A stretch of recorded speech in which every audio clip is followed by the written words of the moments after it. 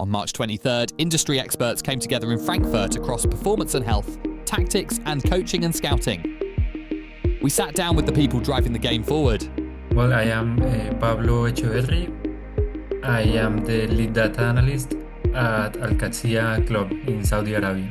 The session topic is going to be a sneak peek on the infrastructure of our data department and the projects we have within.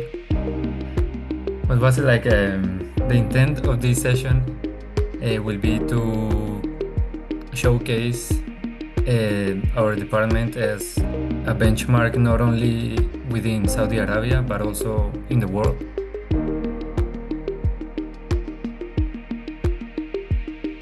The data, like, it is what it is. It shows what's in there, but on the rating side, for example, like an exercise I do a lot is, for example, when I watch games, I still like to watch the game and see how it looks like, even like without the commentators, so you don't get like biased by what they say. And then after the game, you check on the different applications that give you the scores, like FODMOB or SofaScore or whatever, and they give ratings on the players. And more often than not, I do not agree with those ratings. If you watch the game, you would know that it was just like an easy game, or that's how they planned it and that's how they did it. But in the end, like, at some point, I do believe that there has to be a metric that defines what I'm looking at, and there isn't yet, and that is what I'm trying to get at. Like,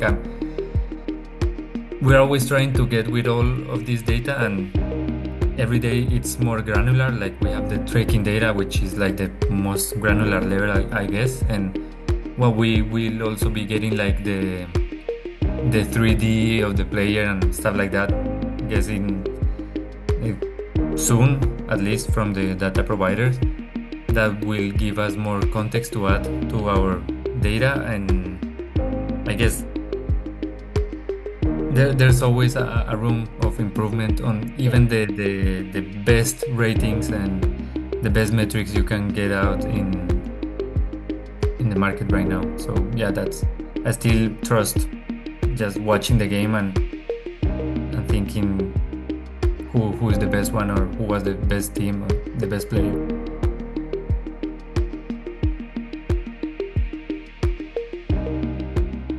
Mostly the decisions that we might be able to make are within the scouting side of things. Well, we don't make the decision, but at least we can make recommendations. Right now, like for the first team right now, we give them some insights, and we make dashboards for what they're doing, or they even ask for dashboards for us to make, so we make them.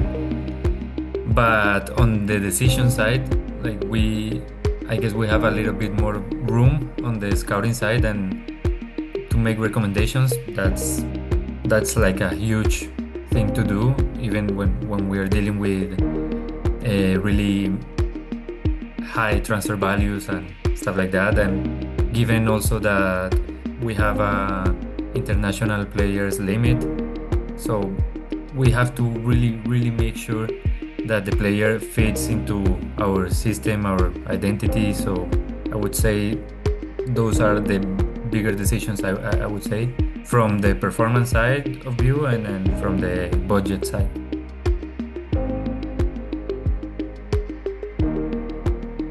Would be how do we respond to what's going on? Like, we can have a great transfer window, we're all happy with the transfers, but then if maybe a player is not performing well, then how do we adapt to that? Like, are we try to give him more tools to the player, or maybe we have to think of a replacement?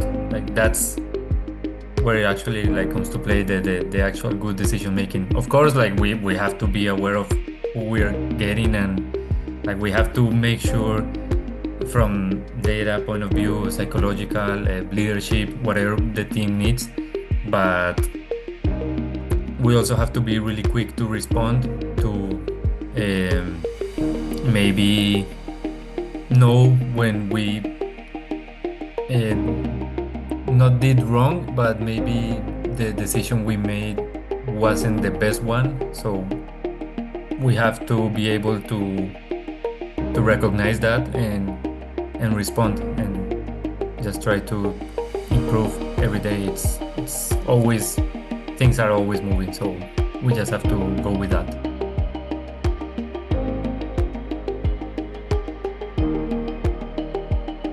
Well, of course, there's the big teams that have huge investments, and like I told you before, we have the international players limit.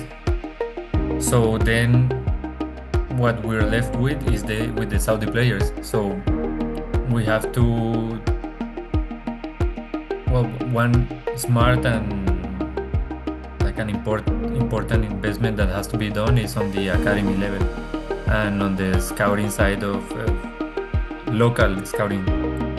So yeah, like we have to have the best Saudi players for the starting 11 and for the bench. So I believe that is key, at least in our league, to have that.